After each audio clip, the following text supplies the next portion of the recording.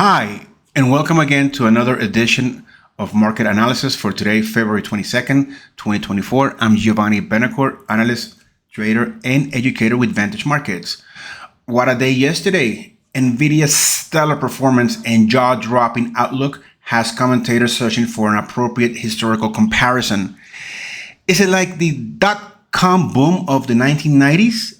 That was the last time technology stocks seemed to get people this excited. Has it unleashed another roaring 20s, parallel to what happened in the same decade last century? The rally that tech stocks have ignited might be spreading out.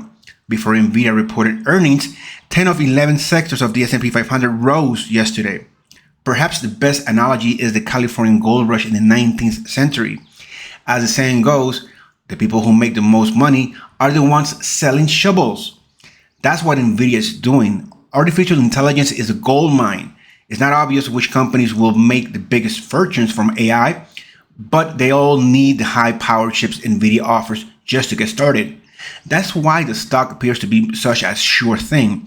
The only issue that seems to be holding NVIDIA back is whether it can make enough semiconductors to meet demand that's still growing faster than expectations. Although in time, it will surely face fierce competition as rivals catch up.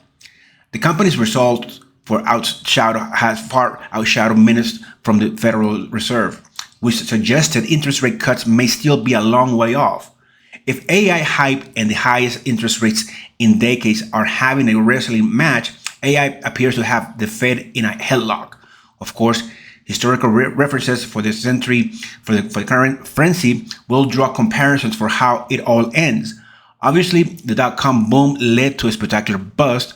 The roaring 20s were worse, culminating in the Great Depression. But the end of the California gold rush wasn't that dramatic. It came to a close when silver was discovered in the neighboring Nevada, merely sending prospectors trying to strike it rich to a different destination. With that being said, let's take a look at what the markets may have in title for us today. So yesterday I spoke about we were looking to sell the indices at the beginning, and indeed the indices did fail.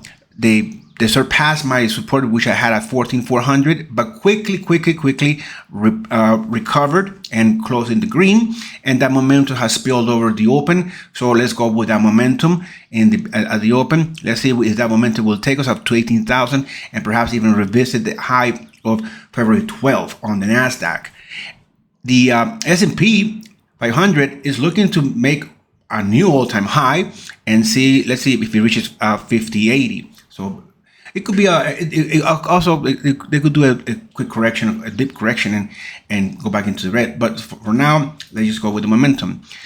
Dow also looking to come back to that 39,000 marker, buying.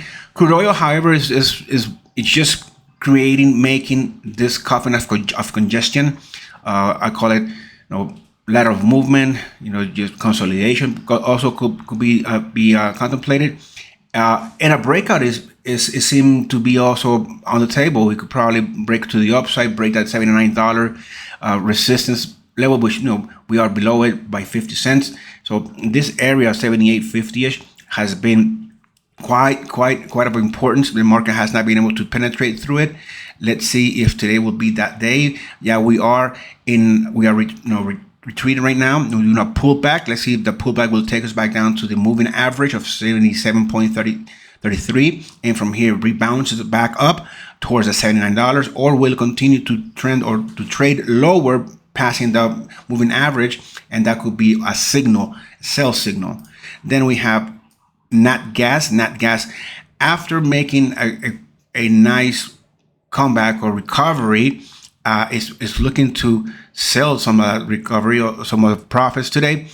So perhaps 170 internally could be that support for it. Right now we are trending below the moving average, so selling could be that important. Now gold has been making higher lows and higher highs consecutively. Today it's not the difference, but it is pulling back strongly. Let's see if it'll hold now and then just come back and continue to move higher. Still being bullish with gold. Then we have silver also doing the same scenario. It did a nice pop, but now it's retreating. Perhaps dollar index has something to do with it. Copper, however, did not make so much of a movement. So let's see where can we figure out copper for today. Well, probably copper will just stay consolidating, just sideways trading. And then we have the Bitcoin, also big setup for a breakout.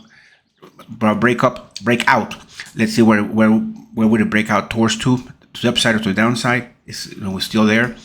Then we have the currencies that early today had a nice fluctuation to the upside, almost hitting 109 for the euro, but it's quickly retreating, pulling back towards the 108.5 handle. Let's see if it'll hold here and then continue rising.